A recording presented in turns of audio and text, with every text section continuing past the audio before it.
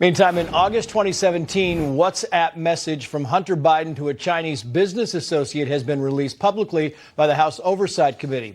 The text is a pitch for a $10 million joint venture with a Chinese energy company and includes the line, quoting here, "The Bidens are the best I know at doing exactly what the chairman wants from this partnership." That evidence is from whistleblower. His name is Gary Shapley, a career investigator still employed as a supervisory special agent with the IRS. Earlier tonight, he told Bret Baier exactly why he came forward. Watch. Every taxpayer deserves to be treated fairly, and it was my oath of office to make sure that happens. And we wouldn't meet our mission as an agency with IRS criminal investigation, and we'd really lose the trust of the people of the United States if we didn't ensure that everyone was treated fairly. Let's bring in former FBI Special Agent Nicole Parker and former federal prosecutor Joe Moreno. Both of you, great to have you on here. I want to play more sound from Mr. Shapley because he was very compelling on Bret Baier. The first one is him saying that David Weiss, the U.S. attorney, told him that he was not in charge. Listen and I'll get your response. I even had him repeat that because I knew how important that fact was and I wanted to make sure I understood it. You were there, and you remember it crystal clear in your mind. Not only do I remember it crystal clear, but I documented it.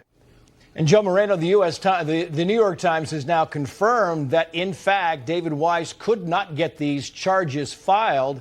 And, of course, they buried that information, but they still confirmed it. This is a problem for the Biden family. Your thoughts? Trace, this is a problem for two reasons, right? One is that the Biden administration has been saying ad nauseum that David Weiss had full discretion, right, full authority to bring charges wherever and whatever he wanted to do. So that's a problem there if, in fact, he did not have that authority. The other problem is that the Attorney General has gone on record to say this as well. And so if that's not the case, was he lying? Was he ill-informed? How do we get to the bottom of this? That's a very good point. And, the whole thing here, when you talk about credence and you talk about believability here, Nicole, is that Mr. Shapley is a career investigator. And you say IRS, he's not some accountant. This guy could work for the FBI. He could work for the CIA. I mean, he's a big dog when it comes to investigators. Correct. I watched this interview with Bret Baier, and Supervisory Special Agent Shapley is honorable. He appears to be highly credible. He is the supervisory special agent. That means that he's overseeing the special agent, the case agent who is overseeing this investigation, who I understand is also a whistleblower. These are the people that are most involved with the intimate details of the investigations. As a former FBI agent, when you're there on the ground level as a rank and file agent, you know more about the case than anybody. So if he says these are the details of the investigation, he is highly credible. And the motivation is he took an oath. And we all know the saying, the truth shall make you free. Yep. And when you see something that's not right, he has a moral obligation to speak up. It's the right thing to do, speak up. Meantime, speaking up, here's Shapley on what was left on the table by prosecutors. Watch. There were definitely hindrances that I've never seen before in my 14 years. The most substantive felony charges were left off the table. Which would have been what? Which would have been evasion for 14, false return for 18 and 2019.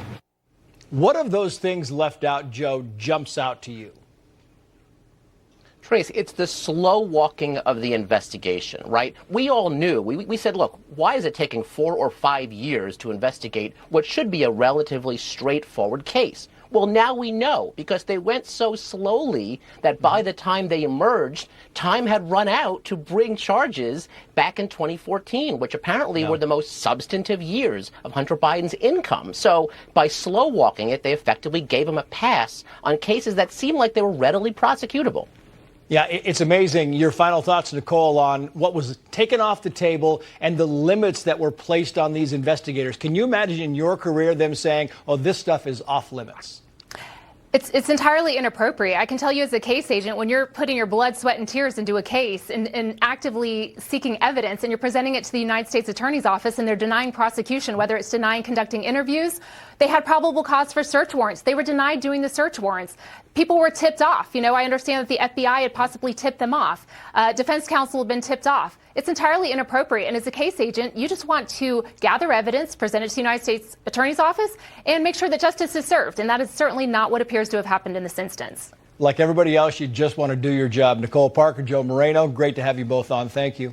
Thank you. Thanks, Trace. Well, the future of